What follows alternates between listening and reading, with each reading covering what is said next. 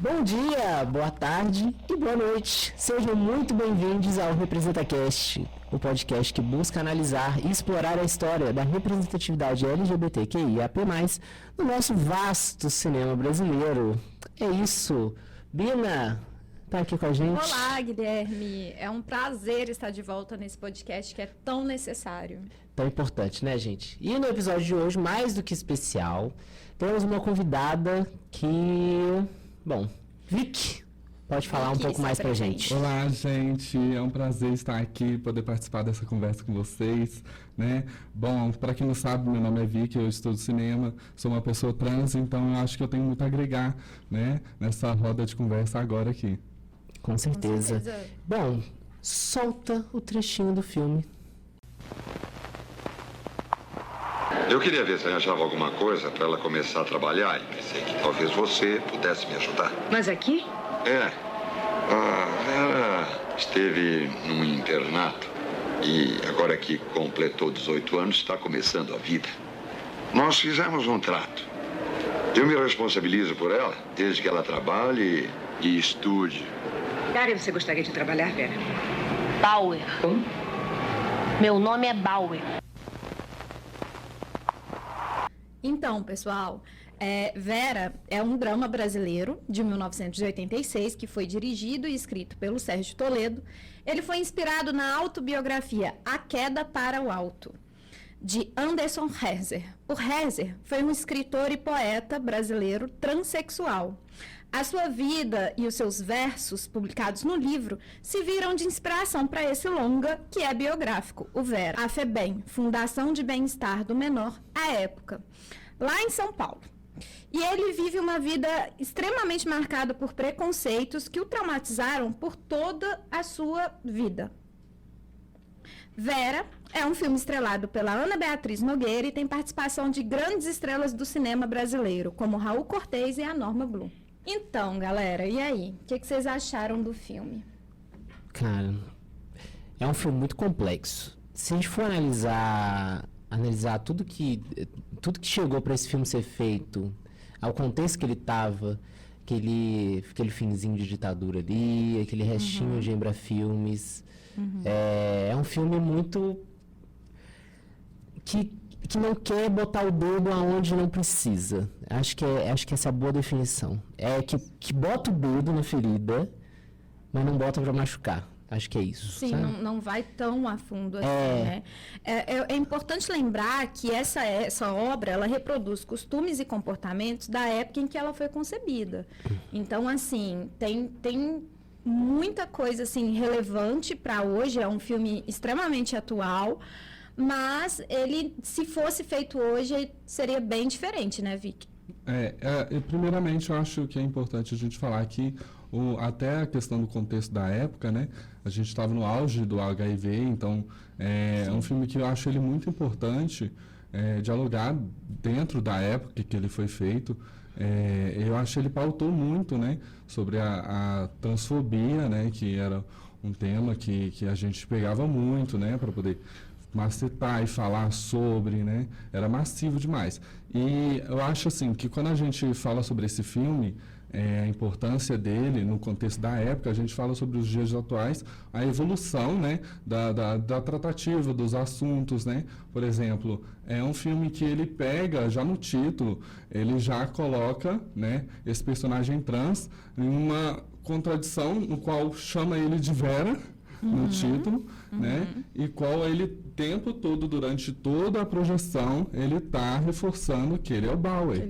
Então, isso a gente consegue ver que talvez seja uma escolha do diretor, né? De brincar com isso, mas eu acho que hoje em dia, né, a gente tem que ter esse cuidado quando se trata de o nome, né, o pronome das pessoas serem referidos e tal. Agora, em contexto do filme e tal, que eu gosto do filme, eu achei ele um bom filme, eu acho que ele trabalha bem a temática da transexualidade, né, toda a evolução do conhecimento próprio da pessoa, como ela vai descobrindo, né, como esse mundo para ela, né, já que ela viveu no orfanato ali, e aí ela sai desse orfanato e ela lidar com um mundo onde não está preparado para ele, no caso. Então, tipo assim, é sempre essa luta ali por você estar tentando se encaixar naquele meio ali, entendeu? Então, ele cresce no orfanato, aí ele sai do orfanato, vai para o mundo e vê o mundo do mesmo jeito que estava no orfanato, né? Sim. Um lugar de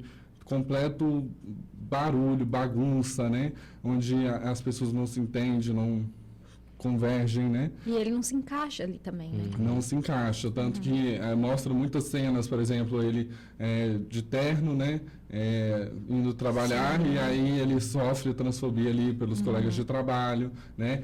Mas eu acho muito legal também a gente reforçar, por exemplo, um ponto de vista que é um ponto de esperança que o professor representa nessa história. Total. Né? Que ele sempre é uma pessoa que está tentando ser a par, né, da situação, tentando ajudar de certa forma, e pelas questões, né, de pressão, né, da sociedade, ele acaba ficando sempre naquela beira ali. Eu achei legal você falar essa parada do nome. É muito interessante esse trem do nome, porque foi muito corajoso do filme, do diretor, ter dado o nome de Vera. Sim. O filme começa, a gente tem o professor e o Bauer indo encontrar um emprego pro Bauer.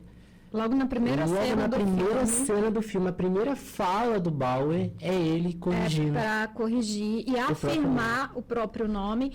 E dessa forma que ainda de forma subjetiva, ele está afirmando o gênero em que ele se identifica na primeira cena do filme. Sim. Então, assim, eu acho que é uma forma até de contestar o título, sabe? Parece que o diretor, ele fez um jogo e deu certo. Parece que o próprio personagem do Bauer tá ali se confrontando o próprio filme, tá ligado? Isso é muito interessante. E sobre o professor, para quem ainda não assistiu o filme, espero que tenham vontade de assistir após ouvir o podcast. Tá o professor está no YouTube. É interpretado pelo Raul Cortez e ele é como se fosse um padrinho do Bauer. Ele conhece o Bauer na FEBEM e apadrinha ele e ajuda ele ali.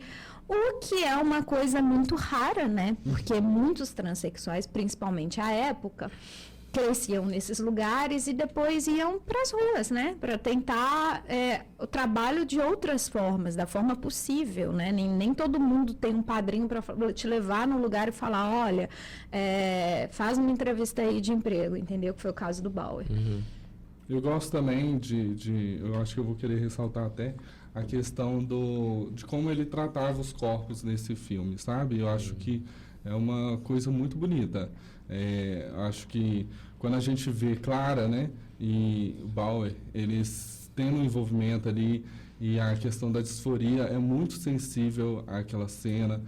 Acontece ela mais uma vez mais para frente, né?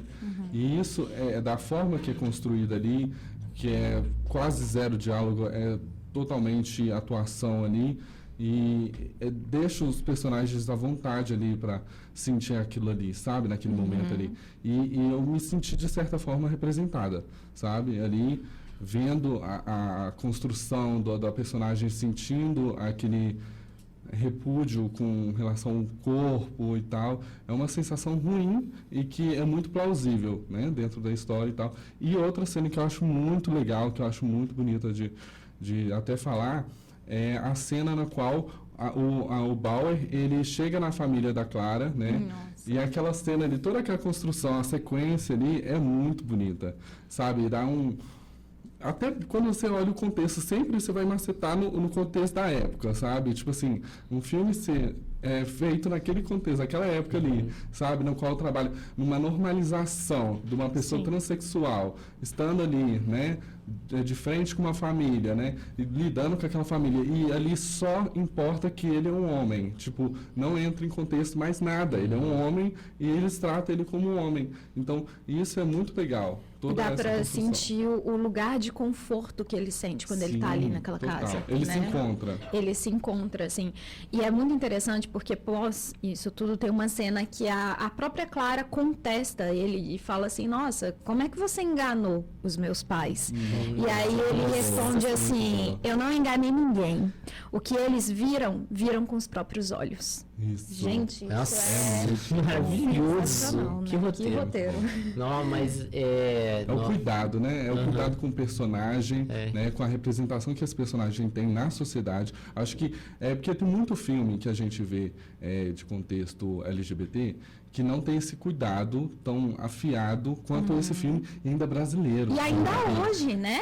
Pois é. Vamos hoje, pensar tipo, que esse filme é de 86, pois é, e eu assisti estava ele saindo de uma muito, ditadura. sabe, o finzinho da ditadura. Nenhum essa de nós questão. aqui era nascido ainda. Pois é, entendeu? Muito louco. E ainda tem filmes que hoje em dia não conseguem ter a coragem que esse Chegar filme nesse teve. lugar. E é muito louco. Acho cara, que quando você sai até um pouco do fora do filme em si, do núcleo do filme, você vê que o contexto no qual o cinema, né, ele começou já uma evolução muito cedo, né, nesses parâmetros políticos, né? Foi. E aí que você vê que a gente faz esse segmento através do cinema, né? Então, o filme ele tem essa representação e hoje em dia a gente pode deleitar nesse sentido, né? Com o cinema da gente ter milhões de possibilidades de criação Sim. e tal, dentro desse universo, né, político, de debater temas, por sim. exemplo, no caso...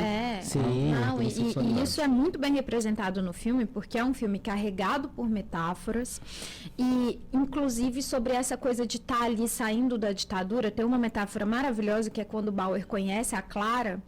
Eles estão numa espécie de exposição ali da ditadura e tem um boneco, né, representando uma tortura.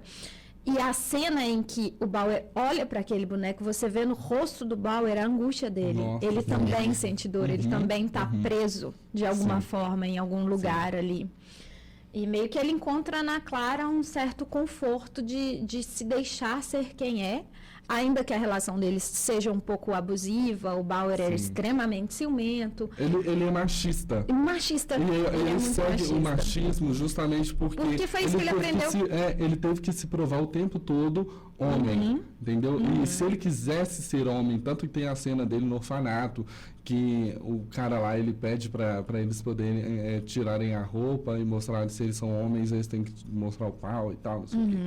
Então, isso aí já mostra que... Muita humilhação. Entendeu? Aquilo ali já vai macetando na cabeça, entendeu? No caso do Bauer. E ele entende esse lado do homem, né? Tendo que tomar uma outra proporção, né? Sim. Sendo muito além do que ele é como homem. Então ele acaba se tornando mais um homem. Tanto que ela fala isso com ele. Né? Eu acho interessante a gente pautar. São vários contextos desse filme. A gente tem a coragem de fazer um filme nesse finalzinho de ditadura e tem tanta referência. Se você for pegar, principalmente, a FEBEM, se você pegar o cenário da FEBEM, que é aquele cenário vazio, parece que eles pegaram um galpãozão. Acho que eu gosto de usar de exemplo. Sim. O que eles usaram na FEBEM? Se você pegar, tipo, Laranja Mecânica, quando o cara tá chegando para ser torturado ali, em Laranja Mecânica, é exatamente aquele cenário ali. Não tem nada. Eles estão, parece que eles não tem nada naquele lugar. E aí, acho que uma cena muito legal que marcou foi a reunião dos meninos, das meninas da FEBEM com o diretor. Sim. E aí ele chega e fala, gente, essa reunião aqui a gente tentar resolver tudo. Mas só que qualquer um que fala naquele lugar, ele repreende e foda-se, sabe? E todas as meninas têm que ficar olhando pra baixo. Sim. Não olha, nenhuma delas olha na cara dele. E as únicas três que contestaram ele foram para uma espécie de presídio isolado. Ele isola É elas. estranho, porque, tipo, você vê no filme assim pela primeira vez, eu não sei se vocês tiraram isso de conclusão, mas parecia muito aquelas clínicas de cura gay. Pode crer. Eu ficava assim, o tempo todo pensando, quase qual era o trabalho daquele orfanato em si. Mas a entendeu? FEBEM em si, amiga, tinha esse contexto completamente. Era uma bagunça, era literalmente uma prisão. Eles juntavam crianças de rua, menores infratores, juntavam todo tipo de jovem ali. Eu acho e que é a isso, FEBEM sabe? dos meninos, ela tinha uma pegada mais da violência e a das meninas mais dessa cobrança, né? Quando eles falam que agora elas vão usar vestido, porque elas estão muito fanchona. E aí, quando também ele tem a brilhante ideia de misturar os meninos com elas, para que elas fiquem mais femininas, para que elas se interessam pelos meninos e tal. Então tem essa pressão, né? É uma forma por uma de oprimir. feminilidade. Nossa, demais. E eu queria também falar um pouco sobre a obra original desse filme. A gente tem que lembrar que A Queda para o Alto é um livro de poemas do Anderson Herzer. Anderson Herzer é um poeta trans que morreu aos 20 anos, um pouco antes do livro ser publicado, em 1982. O filme é de 86. Então, cara, é um filme praticamente autobiográfico, é um filme meio, vamos dizer, eu imagino que seja um filme homenagem, vamos dizer assim, a ele. Acho que sim. Tem essa sensação, sabe? Os próprios história. poemas que o Bauer escreve são os poemas que estão nesse Nossa, e livro. que poema, gente. Maravilhoso! Sim, Nossa, aquele que ele pede pra ser publicado no Lindo. jornal, eu achei aquele poema tão... Nossa. Não, e falando E é muito sobre ele. e falando sabe? sobre a história do autor, assim, o filme, ele, sem dar muito spoiler, ele termina com uma cena que é bem subjetiva, né? É só uma Não, cena demais. ali de um pouco de dor, de tristeza e de sofrimento. E, infelizmente, o autor, aos 20 anos, ele tirou a própria vida. E aí, o filme, ele termina com esse poema que é Gente, não sabia narrado Pois é. ao final, que é muito, muito isso, assim, é muito um resumo da vida que ele teve e o que fez ele chegar até aquele momento, que eu vou ler bem rapidinho para vocês, é bem curtinho. Sempre temi olhar para dentro de mim e não encontrar senão um profundo silêncio. Mas agora eu sei que, apesar de tudo, não há outro caminho possível. Nossa. Então, Esse é o último poema do livro, é o inclusive. último poema. É muito pesado e entra em contexto até com o filme, né? O final. Entra demais. Sim. E, nossa, ele não viu esse livro ser publicado, ele não sabia que esse livro ia virar o Vera. Ele não sabe de nada disso. E eu acho que entra na história como um todo, assim, porque durante todo o filme a gente sente a solidão desse homem, sabe? Sim. Ele é muito sozinho, por mais que ele tenha a sorte de ser apadrinhado, né? De ter encontrado uma pessoa com quem ele troca ali afetos, enfim. Mas ele tem uma solidão muito grande. Nossa, É. eu acho que essa é a parte que eu acho que é o arco dele, do Bauer, é muito bem construído nesse sentido, sabe? De mostrar essa solidão dele o tempo todo, mesmo rodeado de outras pessoas no orfanato, quanto ele chegando, né, nesse mundo expansivo e ainda se encontrando em solidão. Ele tendo uma pessoa por ele, um professor, e ainda assim se encontrando em solidão. Sim. E isso é muito massado ali o tempo todo por ele. Ele fala o tempo todo. Entendeu? Enquanto ele se sente sozinho, enquanto ele precisa da Clara. Tem muitos pontos positivos para a época em que ele foi realizado, mas a gente precisa entrar também na maior problemática do filme, né? Que é um filme que conta a história de um homem trans. Nossa, não fala. E o personagem principal é interpretado por uma mulher cisgênero. Nossa, eu ia falar assim. Hoje, em 2023, Jamais. isso seria Não, isso é um extremamente absurdo. problemático. E ainda acontece. Mesmo a gente, obras atuais continuam fazendo isso. E, gente, hoje em dia a gente tem tantos artistas trans e LGBTs prontos para trabalhar e ninguém fala Sempre nada. teve, Ninguém né? chama, A questão sempre teve. É que, tipo, acho que é muito difícil quando você tem um preconceito e você ter que ganhar dinheiro sobre essas pessoas. Sabe? É sobre Demais. isso. Porque é muito Demais. fácil você É o querer Pink Money. usar a história dessas pessoas porque gera, né? Gera o lucro Gera. ali, gera um engajamento. Não, pra ela foi maravilhoso esse Entendeu? filme. Ela ganhou Pois é. vários Ela ganhou prêmios de melhor atriz. e- Ainda vamos chegar lá. Somos causas dramáticas demais, entendeu? A existência das pessoas LGBTs é dramático demais.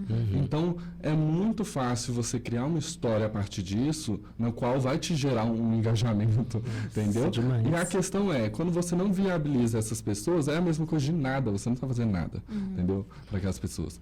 Você não mudou a história, você não fez com que realmente aquilo ali chegasse para aquelas pessoas que precisavam. Então, assim, o filme é bonito, o filme é bonito, entendeu? É inegável, entendeu? A questão é, quando você olha só para o filme isoladamente e tal. Quando você sai do filme que você começa a ver toda essa problemática, entendeu? Mas vamos lá, é importante lembrar que a Embrafilme, ela tá ali produzindo esse filme, né? Ela Produziu, distribuiu, ela era mais a distribuidora que o governo... E tinha também produtores associados ali. Foi um filme feito pela Embrafilmes, que é bom lembrar que a Embrafilmes era um órgão do governo que cuidava da distribuição e produção de filmes brasileiros nessa época, até de ditadura. E era um governo recém-ditadura, né? Era um governo recém-ditadura. A ditadura recém-ditadura. acabou em 85 e 86. Pois é bizarro. E aí, lembrando também que a Embrafilmes acabou 4 anos depois, então é um filme que... Eu acredito piamente que se eles tivessem escolhido um ator trans na época para fazer o filme, não saía. Não saía, a Embrafilmes não ia dar nem sinal verde para esse filme sair. Não ia. Eu acho que foi muito contexto do diretor, o Sérgio Toledo. Ele já tinha feito várias novelas, inclusive. Ele tinha feito filmes bem machistas, inclusive. Eu tava vendo o histórico dele. Ele tem um filme de uma comédia pastelaço de casal e que não sei o que. Um trem bizarro. E ele vai e faz um filme desse, com essa atriz, que na época também... Tava começando. Tava no auge dela, Mas ela sabe? Foi o auge dela, né? Ela Pois é é. muito boa, Ana Beatriz. Ela é ótima. Ela é muito boa. Ela Mas é é colocar ela nesse furacão que ela não estava preparada para isso. Não, mas é questão da época mesmo. Porque se você for olhar, a questão é que é importante falar para que isso não ocorra. Continue ocorrendo, né? Só que Já ocorreu, aconteceu, por né, exemplo, galera? a Scarlett Johansson, eu não sei se vocês sabem, que ela tinha sido cotada para fazer uma personagem Foi. trans. Né? Eu lembro disso. Há pouco tempo, né? Isso, e ela negou até, né? Não, mas lembra...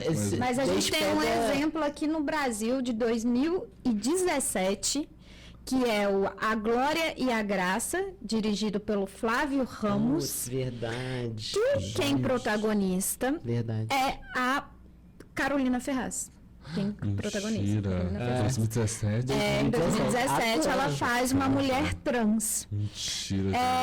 À época, já houve um burburinho muito grande, porque, claro, né, gente? Não, nada fazia sentido com nada. E a gente tava muito quente em E em 2017 com esse sua própria assunto também. defesa, a Carolina alegou uma coisa que é muito real no Brasil, não só no Brasil, no mundo Sim. todo, mas principalmente no Brasil, que é, para você atuar, você é ator, para você atuar, você tem que se produzir. Se você não se produzir, muitas vezes você não atua. Então, ela produziu esse filme, parece que foi uma concepção dela, entendeu? Então, ela simplesmente falou, olha, eu vou fazer, eu vou atuar, eu quero estar ali e pronto, entendeu? Ainda é problemático. Errada, ainda é muito problemático, Não tem mas ela se salvamento. apegou, ela se apegou a Ela isso, poderia foi. fazer qualquer personagem. Entendeu? Se ela tá numa linha de criação, ela poderia ter escolhido qualquer personagem. Ela escolheu o contexto muito Infelizmente, errado para ela isso poder atuar. foi- Mas, gente, isso tá virando um padrão. Foi o que aconteceu, assim. Se a gente pegar tudo que a gente já discutiu aqui no podcast, no RepresentaCast, todos os filmes até agora, a gente não teve um personagem que era LGBT de verdade, o ator. Pega os histórias que a gente viu. Beijo no bem asfalto. difícil. E quando tem, porque até tem na parte de novela, mas são atores que até hoje não se revelaram. É, São, pois é. mas não falam, não abrem, não saem do armário. Isso é E muito também não cabe a problemático, né? nós, né? Tirar ninguém do armário. Mas, Obviamente. enfim. Mas é louco. E, problemático. cara, você pegar um dos filmes mais importantes para pessoas trans, que foi A Garota Dinamarquesa, Nossa. foi feita por um ator Gente, nossa, eu cisgênero. tinha esquecido desse Verdade. filme. Você me E fez ganhou lembrar. o Que Oscar. ódio.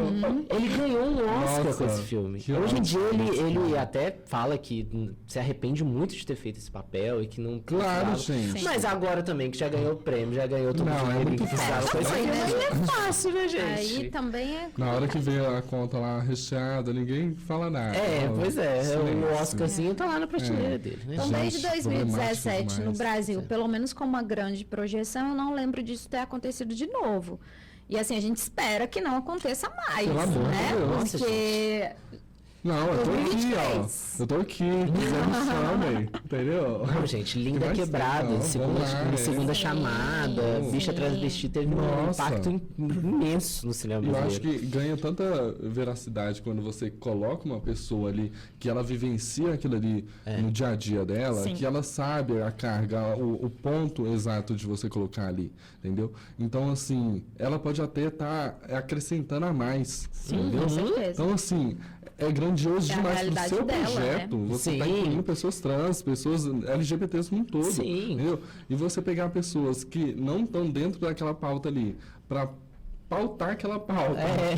Cara, E falar que, tipo assim, a gente existe e tal, mas você não faz parte dele, sabe? Não, se aquieta no seu carro. É, exatamente. por favor. Bizarro isso, cara. Nossa. Voltando assim à época, e tem algumas coincidências, algumas coisas. Esse filme foi um filme muito premiado, né? Ele ganhou vários prêmios. A Ana Beatriz Nogueira ganhou vários prêmios por essa interpretação. O Urso no prêmio de cinema de Curitiba? Curitiba? Mas um prêmio muito legal, assim, que eu achei que é um prêmio muito importante no cinema brasileiro, que é o Festival de Cinema de Brasília. Ela levou o Candango na categoria de melhor atriz, sem contar que o filme também teve melhor trilha sonora e melhor edição, que vamos combinar, é uma edição de milhões pra Nossa, a época. montagem desse filme é A bizarra. montagem é muito boa, legal. é muito boa. Né? Muito boa. Eu não tava Combinando as esperando. metáforas, né? Nossa, Falando em muito metáforas de novo, enfim, muito legal mesmo. E o que eu acho muito interessante é que nesse ano, que foi a 19ª edição do festival, a Ana Beatriz, ela dividiu o prêmio com a Luíse Cardoso pelo filme Baixo Gávea, que também é de 86. Da Embra Filmes também. E também, sim, distribuído pela Embra Filmes, onde a Luísa ela fazia uma mulher lésbica, sem estereótipo nenhum, não era estereotipada. É um filme que é claro, Que é sim, difícil. é um filme que é claro que tem relação com a época, né, cheio de questões que hoje seriam problemáticas também, mas é um personagem assim de boa, sabe? Tipo, é uma lésbica real que você vê em qualquer lugar. Eu me senti representada ali na Isso que é personagem bom. dela. É isso. E elas dividiram o prêmio e eu fico pensando, cara, era 1987. Duas atrizes, uma levando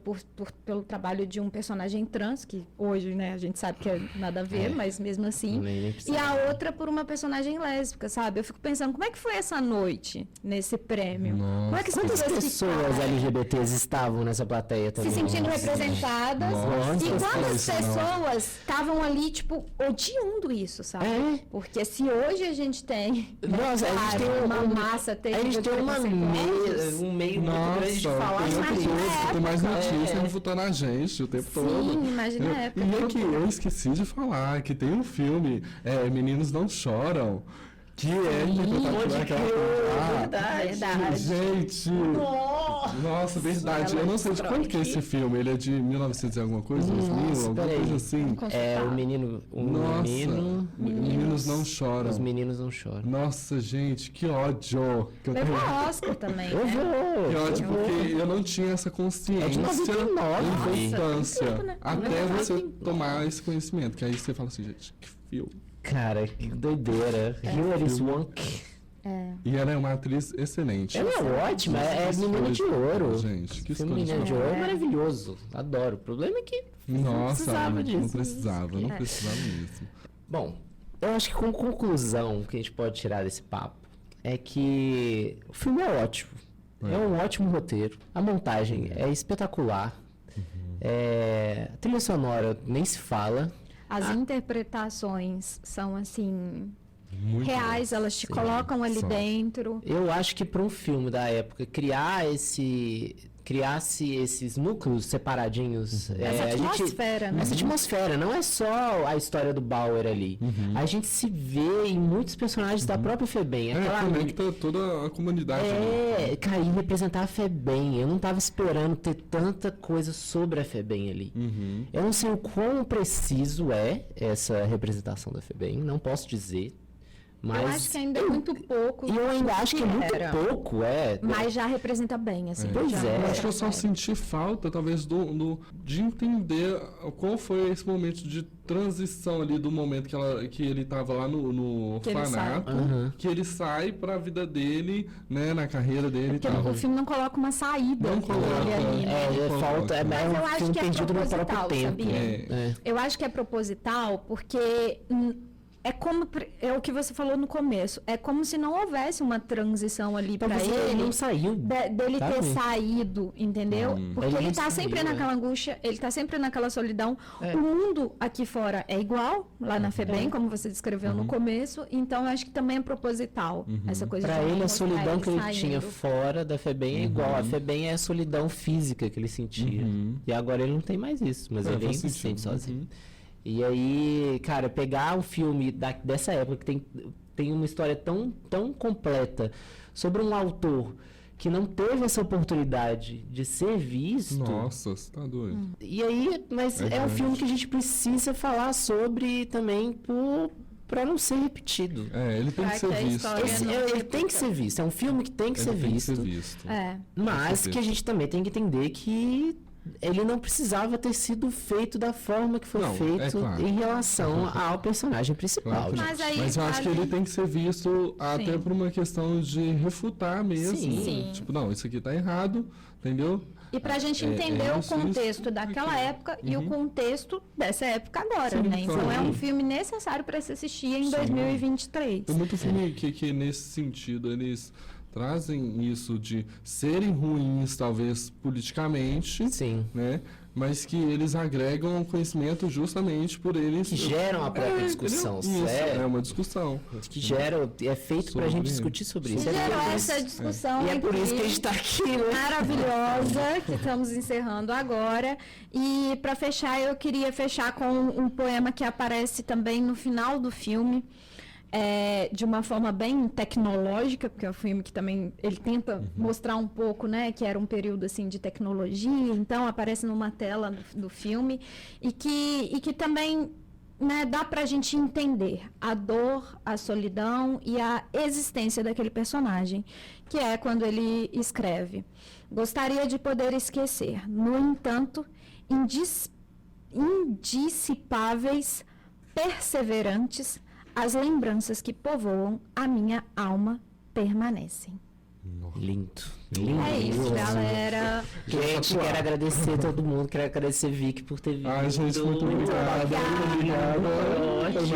Agradecer a Bina mais uma vez por outro episódio. Guilherme. E Maravilhosa. queria agradecer também o Estúdio Leste por ter isso cedido o aí. espaço pra gente gravar o podcast. E ao Hansel e a Bruna. Rancel, Bruna e o Ricardo Iraí, aqui do Estúdio Leste, que cedeu o espaço. Muito obrigado, gente. Um beijo com as trans. Um beijo com as trans e todas as Beijo pras bichas do Brasil, as lésbicas. Estamos todos juntos, gente. Aê!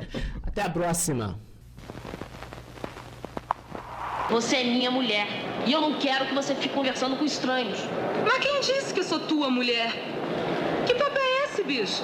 Só porque eu fiquei uma vez com você? Ah, Power, eu faço o que eu quero. Quem manda em mim sou eu. Não, senhora. Eu sou o homem aqui. Você faz o que eu quero, tá bem claro? Você tem toda a razão. Você é que é o homem. Um homem igualzinho a todos os outros. É isso que te estraga, sabia?